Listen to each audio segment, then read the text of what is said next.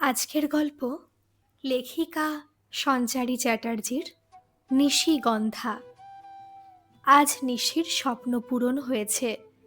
4 বেহারা পালকি চড়ে লাল বেনারসি পরে, কপালে খড়ির নকশায় রক্তাভ ওষ্ঠ রঞ্জনীতে ঠোঁট রাঙিয়ে, শরীরে 3 পদ গহনা পরে কনের সাজে সজ্জিত হয়ে শ্বশুর বাড়ির দিকে রওনা হচ্ছে। শেষমেশ ওরও বিয়ে হলো। বিধাতা পুরুষও ওর কপালে বর লিখেছিল তাহলে। ভট্টাচার্য বাড়িতে আজ লোকে লোকারণ্য, নহবত বসেছে। ও যে বামুন ঘরের বউ হলো, এত কিছু ওর ভাগ্যে লেখা ছিল। এখনো যে বিশ্বাস হচ্ছে না। ওর মায়ের চোখে আনন্দাশ্রু, সমস্ত বাঁধন ছিন্ন করে মেয়ের সাথে যে বিচ্ছেদ হচ্ছে। স্মিত হাসল নিশি। জন্ম পরিচিত ভট্টাচার্য বাড়িতে যেতে শিহরিত হচ্ছে ও। এই তোর বাড়ি থেকে ঢিল ছোড়া দূরত্বে ওর শ্বশুর বাড়ি, তবে আজ পালকিটা পুকুরের চারিদিকে প্রদক্ষিণ করে যাচ্ছে। ওর বাবার আদেশে হচ্ছে অবশ্য। আজ মদন কর্মকারের বড় মেয়ের বিয়ে বলে কথা। বাপ গড়নে মেয়ে যে নিশি, বরাবরই বাপের আদর বেশি পেয়েছে। অথচ ওর শৈশবটা ছিল অন্যরকম। মদন কর্মকার ও সীতা কর্মকারের প্রথম সন্তানও। বিয়ের 3 বছর পরেও যখন সীতা পোয়াতি হতে অক্ষম হলো, ননিবালা দেবী মানে মদনের মায়ের মনের দুশ্চিন্তার উদয় হয়। কপালেও সর্বক্ষণ ফুটে থাকতো সেই রেখা। তাহলে কি বউ বাজা? মদনের কি ছেলে হবে না? আরও কিছুদিন যেতেই উনি মনস্থির করলেন মদনের অন্যত্র বিয়ে দেবেন। পাত্রী দেখতে শুরু করলেন। এই প্রস্তাবে মদন বেঁকে বসল। সীতাও এসে শাশুড়ির পায়ে ধরল। সেদিন থেকে শুরু হলো মাদুলি কবচ জল পড়া। গায়ের কেউ কেউ আবার ডাক্তার দেখাতে বলেছিল। বউকে শহরে নিয়ে গিয়ে ডাক্তার দেখানো কম ঝুঁকি, তার থেকে ওই হাতুড়ে ওষুধই ভালো। এমনিভাবে ও আরও 1 বছর কাটলো। শেষে এক তান্ত্রিকের ওষুধ খেয়ে ভরা অমাবস্যার জন্মালো নিশিগন্ধা। ননিবালা দেবী সদ্যজাতের মুখ দেখে আঁতকে উঠলেন। একেই তো মেয়ে হলো, তারপর এমন কুৎসিত চেহারা নিয়ে জন্মালো সে, যেন শয়তানের বাচ্চা। প্রতিবাদ করে সীতা বলেছিল, অমন বলবেন না মা, ও আমার সন্তান, প্রথম সন্তান। ফোঁস করে উঠেছিলেন ননিবালা দেবী, কেন বলবো না বাপু, তুমি সুন্দরী, আমার মদনাও অত কালো নয়। ওই মেয়ে কেমন সৃষ্টি ছাড়া। না না, এমন বাচ্চা তুমি বিয়েতেই পারো না। কোনো অশুভ শক্তির সন্তানও। ঘোর অমাবস্যায় জন্মের কারণে সীতা মেয়ের নাম রেখেছিল নিশিগন্ধা। হোক না কালো, মায়ের কাছে তার সন্তানই সেরা। নিজের প্রথম ফুলকে আগলে বুকে রেখেছিল সীতা। খুশি হয়েছিল মদন, মেয়েও তো হলো। নেই মামার থেকে কানা মামা অনেক ভালো। জন্মকাল থেকেই ঠাকুমার স্নেহ থেকে ব্রাত্য নিশি। খুব রেগে গেলে শয়তানের বাচ্চা বলে অভিহিত করতে ছাড়তেন না। নিশির জন্মের 2 বছর পর ওর বোন জন্মালো। ধবধবে সাদা গাত্রবর্ণের জন্য ননিবালা দেবী ওর নাম রাখলেন পূর্ণিমা। তারও 1 বছরের মধ্যে সীতার কোল জুড়ে এলো মাধব। নাতি নাতনি নিয়ে ভরা সংসার ননিবালার। 2 নাতি নাতনিকে নিয়ে কাছে শুতেন উনি। নিশি কাছে গেলে দূর দূর করে তাড়িয়ে দিতেন। কি কারণে ঠাকুমারে ভেদাভেদ ছোট্ট নিশির মস্তিষ্কে ঢুকতো না। বিষণ্ণ মন নিয়ে মা বাবার কাছে শুতো। ভাই বোন হবার পর যে বাবা মায়ের ভালোবাসা তো ভাটা পড়েছে, ওর হৃদয় উপলব্ধি করে সেটা। নিজের সামান্য জমিতে চাষ করত মদন। সংসারে সদস্য বৃদ্ধি পেতেই আর খরচও বাড়ল তার। এমতো অবস্থায় ভট্টাচার্য বাড়িতে কাজ নিতে হলো সীতাকে। মায়ের সাথে সাথে 3 ভাই বোনও যেত ভট্টাচার্য বাড়িতে। ওখানেও যেন ভেদাভেদ। বড় তরফের জমিদার গিন্নি পূর্ণিমা মাধবকে মোয়া নাড়ু দিতেন, নিশিকে দিতেন না। হাত পেতে চাইলে ওর কপালে জুটত, নচেত নয়। সত্যই হাড় জিরজিরে কালো চেহারার অধিকারিণী নিশি ওর ভাই বোনদের থেকে বেমানান। খেলার সময় ঝগড়া হলে ভাই বোনেরা ছাড়াও বাইরে ছেলেমেয়েরাও ওকে শয়তানের বাচ্চা বলতো। ততদিনে ওই নামে বিখ্যাত হয়ে গেছে নিশি। প্রথম প্রথম হাত পা ছুঁড়ে কাঁদত, মা বাবাকে বলতো। পরে পরে ওই নামে অভ্যস্ত হয়ে গেছে নিশি। এইভাবে কয়েক বছর কাটলো। ননিবালা দেবীর সাধ হলো সাধের নাতনিকে একটু গান শেখাবেন। ভট্টাচার্য বাড়ির গিন্নির গানের সাধা গলা, হারমোনিয়ামও আছে। ওর কাছে তালিম দেওয়ার জন্য উঠে পড়ে লাগলেন। বরাবরই পূর্ণিমা গিন্নির প্রিয় পাত্রী ছিল, তাই সময় মতো পূর্ণিমাকে নিয়ে রেওয়াজ করতে বসেন। বেশ কিছুদিন শেখার পর পূর্ণিমার হাতে তুলে দিলেন ওর সাধের বাদ্যযন্ত্রটা। পরের বাড়িতে যন্ত্রটাকে স্পর্শ করলেও একটা মনের মধ্যে ভয় কাজ করত। ঘরে আনার পর যেন পূর্ণিমার একান্ত আপন হয়ে উঠল। মাধবও যন্ত্রণাটাকে খুব কাছে পেয়ে ব্যস্ত হয়ে পড়ল। নিশিরও ছুঁয়ে দেখার ইচ্ছে হলো। যখন ওদের ঘরে জিনিসটা এসেছে তখন ওদেরই হারমোনিয়ামের রিডগুলো বাজাতে শুরু করেছে নিশি। বেসুরেও যেন সুরের সাগরে মূর্ছিত হলো গরিবের আবাসস্থল। দিদিকে অমন বাজাতে দেখে হেসে লুটোপাটি পূর্ণিমা। হাহা করে হাসছে মাধব। ওদের পাশে মদন সীতা দাঁড়িয়ে ছেলে মেয়েদের কীর্তি দেখছে। দৃশ্যটা সহ্য হলো না ননিবালার। অনেকক্ষণ ধরে মানা করলো, বারণ কানে তুলল না সেই কিশোরী। হাতের সামনে চেলা কাঠ পেয়ে সজোরে বসিয়ে দিল নিশির শরীরে। যন্ত্রণায় কুকিয়ে উঠল নিশি। আকস্মিক এই ঘটনায় সকলে চমকে গেল। মা, মারলেন কেন? ক্ষীণ প্রতিবাদ করল সীতা। ওকেও এক ধমক দিলেন ননিবালা। চেঁচিয়ে বললেন, চোখের মাথা খেয়েছ নাকি? দেখছো না আমার পুনির হারমোনিয়ামটা কিভাবে নষ্ট করছে? থেমে গেল সীতা। অনুচ্চারিত মদনও। পিঠটা জ্বলে যাচ্ছে নিশির। তার থেকেও বেশি জ্বলছে ওর হৃদয়। রাগে ক্রোধে মনে মনে উচ্চারণ করল, ঠাকুমা মরুক মরুক মরুক।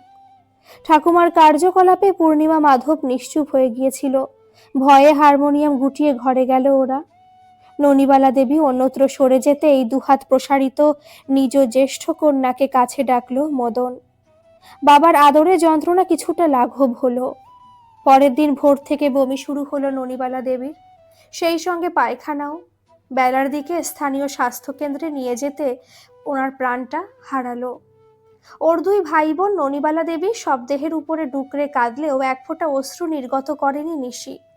আনন্দের হিল্লোল খেলেছিল ওর হৃদয়। হ্যাঁ, আনন্দ। সেটা ছিল মুক্তির আনন্দ। দিন দিন রূপের ডালি হয়ে উঠতে শুরু করলো পূর্ণিমা। 14 বছরে যৌবন প্রস্ফুটিত হয়েছে ওর শরীরে। নিশি তখন ষোড়শী। নিশির যেমন ছিল তেমনই আছে। সেই রোগা, সেই কৃষ্ণাঙ্গ, তবে যৌবনের চিহ্ন ওর শরীরে প্রকাশ পেয়েছে। রাস্তাঘাটে বেরোলে সকলে হা করে দেখত মদন কর্মকারের কনিষ্ঠ কন্যাকে। ওর পাহারাদার হিসেবে থাকতো নিশি। মদন সীমাও যেন নিশির সাথে পূর্ণিমা বের হলে নিশ্চিন্ত থাকতো। নিশির দিকে তো কেউ ঘুরে তাকাবে না, আর ও নিশ্চিত ওর বোনকে আগলে রাখবে ও। এই ধারণা বদ্ধমূল ছিল ওদের হৃদয়। রাস্তাঘাটে ওর রূপে মোহিত হয়ে যাওয়া পুরুষের দৃষ্টি দাঁড়িয়ে দাঁড়িয়ে উপভোগ করত পূর্ণিমা। ব্যাপারটা সহ্য হতো না নিশির। যতদিন যেতে শুরু করলো একটা ভীষণ না পাওয়ার জ্বালায় জ্বলতে শুরু করলো নিশি। ওরও ইচ্ছে করে কারোর ভালোবাসা পেতে, গুরুত্ব পেতে। কোনো পুরুষই যে ওর দিকে এদিকে ঘুরেও তাকায় না। ওর কুৎসিত চেহারার পিছনে রয়েছে একটা সুন্দর মন, তার কদর কেই বা করে। আয়নায় নিজ প্রতিবিম্ব খুব একটা দেখেই না নিশি, কিন্তু যতবার দেখেছে ততবার ওর দৃষ্টি আটকে গেছে ওর দুটি চোখে। কি ভীষণ বাংময়। আরো 1 বছর যেতে না যেতেই অসংখ্য সম্বন্ধ যেচে আসতে শুরু করলো মদন কর্মকারের বাড়িতে। দাবি একটাই, তারা বিনা পয়সায় পূর্ণিমাকে পুত্রবধূ করতে চায়। স্বজাতিতে ভালো বনেদি ঘরে বিয়ে ঠিক হলো পূর্ণিমার। মনে মনে অত্যন্ত আহত হয়েছিল নিশি। ওর বাবা মা একবার ওর বিয়ের চেষ্টাই করলো না। তার আগেই পূর্ণিমাকে পাত্রস্থ করার জন্য উঠে পড়ে লাগলো। পূর্ণিমার বিয়ের দিনক্ষণ ঠিক হলো। ওর বাবা পূর্ণিমা মাধবকে নিয়ে শহরে বিয়ের বাজার করে আনলো। লাল বেনারসিটা দেখে লোভ জাগলো নিশির। ফাঁকা ঘরে শাড়িটা খুলে শরীরে ফেললো। পূর্ণিমা ঘরে ঢুকে এই দৃশ্য দেখে এক ঝটকায় নিশির শরীর থেকে সরিয়ে নিল শাড়িটা। রাগত স্বরে বলল, সবার ভাগ্যে সবকিছু থাকে না দিদি। সিঁথিতে সিঁদুর, শাখা পলা, লাল বেনারসি অঙ্গে ওঠানোর জন্য ভাগ্যের প্রয়োজন হয়। তোর ভাগ্যে সেটা নেই। চোখে আগুন ঝরছে নিশির।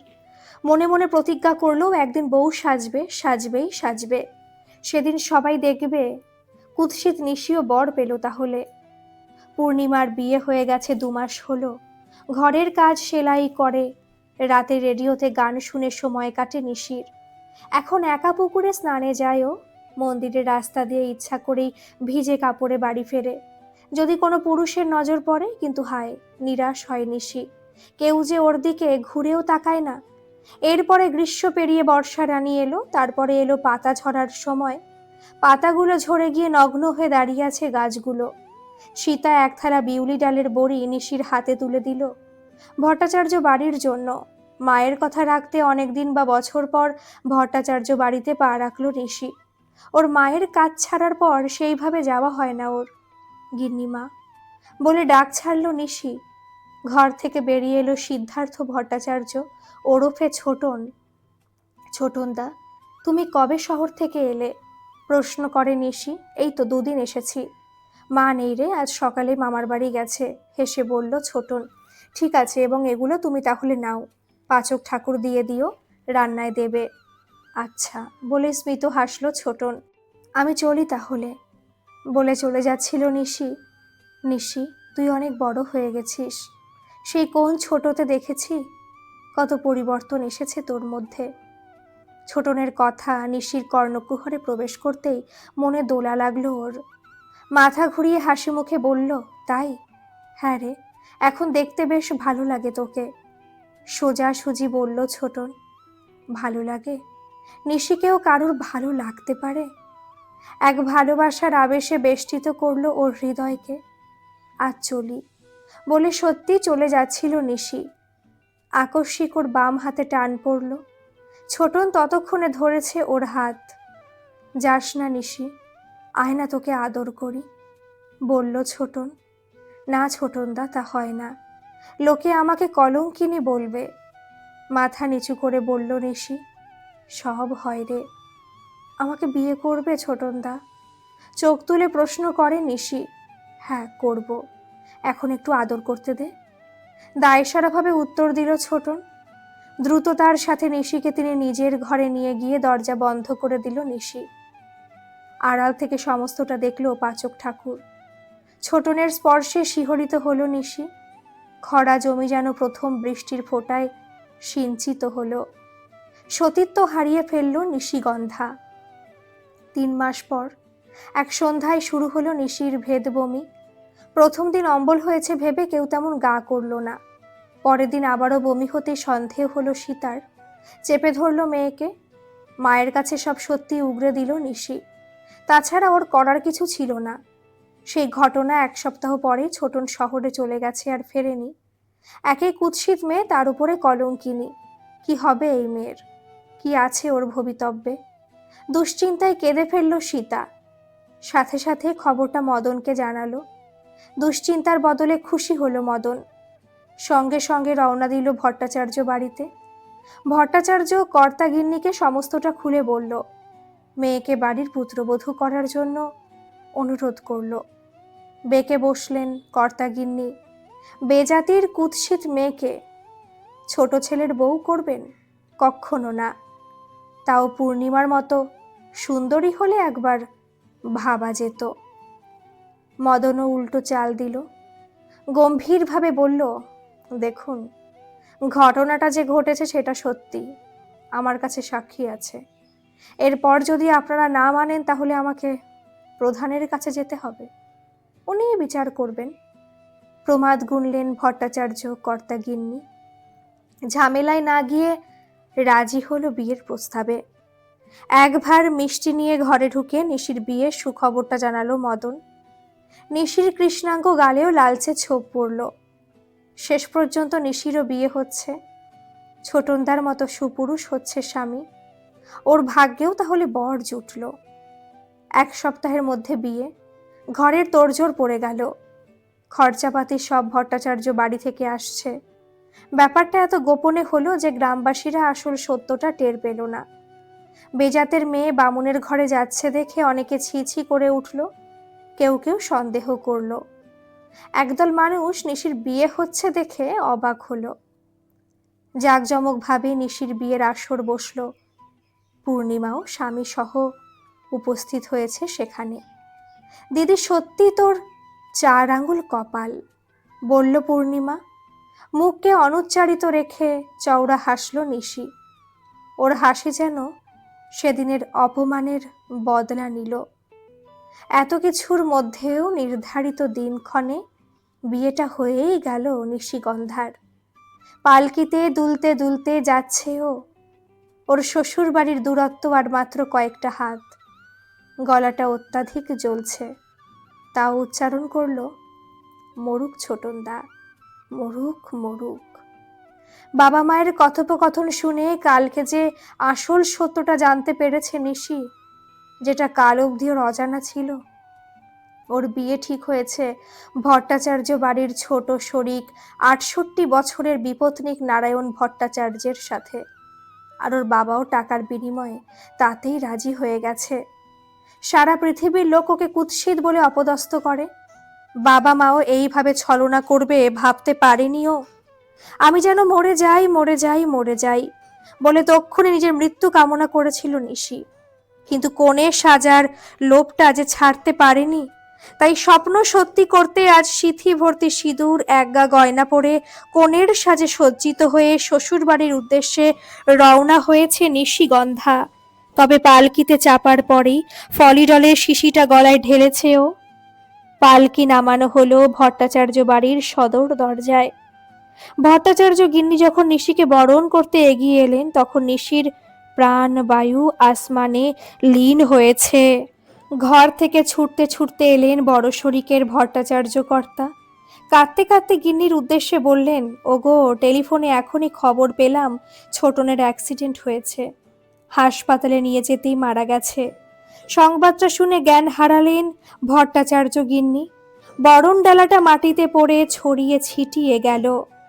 আজকের এই গল্পটি আপনাদের কেমন লাগলো বন্ধুরা, অবশ্যই কিন্তু কমেন্ট করে জানাবেন। আর প্লিজ যারা এখনো সাবস্ক্রাইব করেননি আমার এই চ্যানেলটিকে, তারা একটা সাবস্ক্রাইব করে আমার পাশে থাকবেন। ধন্যবাদ।